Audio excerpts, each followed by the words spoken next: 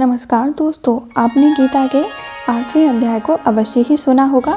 आज गीता के 8वें अध्याय का महत्व का वर्णन करेंगे। अगर आप चैनल पर न्यू हैं तो चैनल को जरूर सब्सक्राइब करें, बेल आइकन को प्रेस करें, कमेंट बॉक्स में जय श्री हरि विष्णु, जय श्री हरि कृष्ण अवश्य ही लिखें।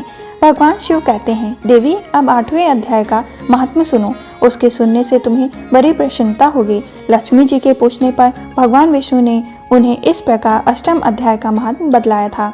दक्षिण में आमर्तपुर नामक एक प्रसिद्ध नगर है। वहाँ भाव शर्मा नामक एक ब्राह्मण रहता था, जिसने वैश्यों को पत्नी बनाकर रखा था।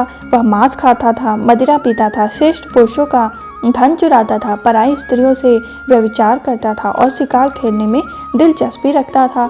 वह बड़े भयानक स्वभाव वाला था और मन में बड़े बड़े हौसले रखता था। एक दिन मदिरा पीने वालों का समाज जुटा था। उसमें भाव शर्मा ने भरपेट ताड़ी पी, खूब गले तक उसे चढ़ा लिया। अथाह अजीर्ण से अत्यंत पीड़ित होकर वह पाप आत्मा कालवश मर गया और बहुत बड़ा ताड़ का वृक्ष हुआ। उसकी घनी और ठंडी छाया का आश्रय लेकर ब्रह्म राक्षस भाव को प्राप्त हुए कोई पति पत्नी वहां रहा करते थे। उनके पूर्व जन्म की घटना इस प्रकार है। एक कुशीबल नामक ब्राह्मण था, जो वेद वेदांगों के तत्वों का ज्ञाता था, संपूर्ण शास्त्रों के अर्थ का विशेषज्ञ और सदाचारी था। उसकी स्त्री का नाम कुमति था। वह बड़े खोटे विचारों की थी। वह ब्राह्मण विद्या होने पर भी अत्यंत लोभवश अपनी स्त्री के साथ प्रतिदिन भैंस, काल पुरुष और घोड़े आदि बड़े दानों को ग्रहण किया करता था, परंतु दूसरे ब्राह्मणों को दान में मिली कौड़ी भी नहीं देता था। वे ही दोनों पति पत्नी कालवश मृत्यु को प्राप्त होकर ब्रह्म राक्षस हुए।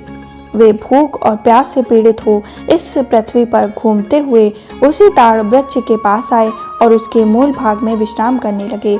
इसके बाद पत्नी से पति से पूछा, नाथ, हम लोगों का यह महान दुख कैसे दूर होगा तथा इस ब्रह्म राक्षस योनि से किस प्रकार हम दोनों की मुक्ति होगी। तब उस ब्राह्मण ने कहा, ब्रह्म विद्या के उपदेश, अध्यात्म तत्व के विचार और काम विधि के ज्ञान बिना किस प्रकार से संकट से छुटकारा मिल सकता है। पुरुषोत्तम, वह क्या, ब्रह्म क्या, अध्यात्म क्या है और कर्म कौन सा है। उसकी पत्नी के इतना कहते ही जो आश्चर्य की घटना घटी हुई उसको सुनो। उपयुक्त वाक्य के गीता के 8वें अध्याय का आधा श्लोक था। उसके समर से वह वृक्ष उस समय ताड़ के रूप को त्याग कर भाव शर्मा नामक ब्राह्मण हो गया। तत्काल ज्ञान होने से विशुद्ध चित्त होकर वह पाप के चोले से मुक्त हो गया तथा उस आधे श्लोक से ही महात्मा से वे पति पत्नी भी मुक्त हो गए। उनके मुख से देवात्य ही 8वें अध्याय का आधा श्लोक निकल पड़ा था। तदनंतर आकाश से एक दिव्य विमान आया और वे दोनों पति पत्नी उस विमान पर आरूढ़ होकर स्वर्गलोक को चले गए। वहां का यह सारा वृतांत अत्यंत ही आश्चर्यजनक था। उसके बाद उस बुद्धिमान ब्राह्मण भाव शर्मा ने आदरपूर्वक उस आधे श्लोकों को लिखा और देव देव जनार्दन की आराधना करने की इच्छा से वह मुक्तदायिनी काशीपुरी में चला गया। वहां उस उदार बुद्धि वाले ब्राह्मणों ने भरी तपस्या आरंभ की। उसी समय क्षीर सागर की कन्या भगवती लक्ष्मी ने हाथ जोड़कर देवता के भी देवता जगतपति जनार्दन से पूछा, नाथ, आप सहस नींद त्याग कर खड़े क्यों हो गए। श्री भगवान बोले, देवी, काशीपुरी में भगीरथ के तट पर बुद्धिमान ब्राह्मण भाव शर्मा मेरे भक्ति रस से परिपूर्ण होकर अत्यंत कठोर तपस्या कर रहा है। वह अपने इंद्रियों को वश में करके गीता के 8वें अध्याय के आधे श्लोक का जप करता है। मैं उसकी तपस्या से बहुत संतुष्ट हूँ। बहुत देर से उसकी तपस्या के अनुरूप फल का विचार कर रहा था। प्रिय, इस समय वह फल देने को मैं उत्कंठित हूँ। पार्वती जी ने पूछा, भगवान श्री हरि सदा प्रसन्न होने पर भी जिसके लिए चिंतित हो उठे थे, उस भक्त भाव शर्मा ने कौन सा फल प्राप्त किया।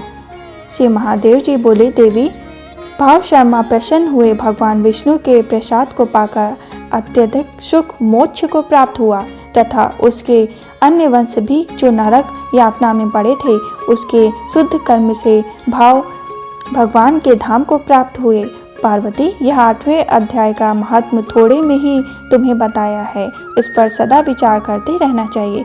इस प्रकार हमारे गीता के 8वें अध्याय का महत्व संपूर्ण हुआ।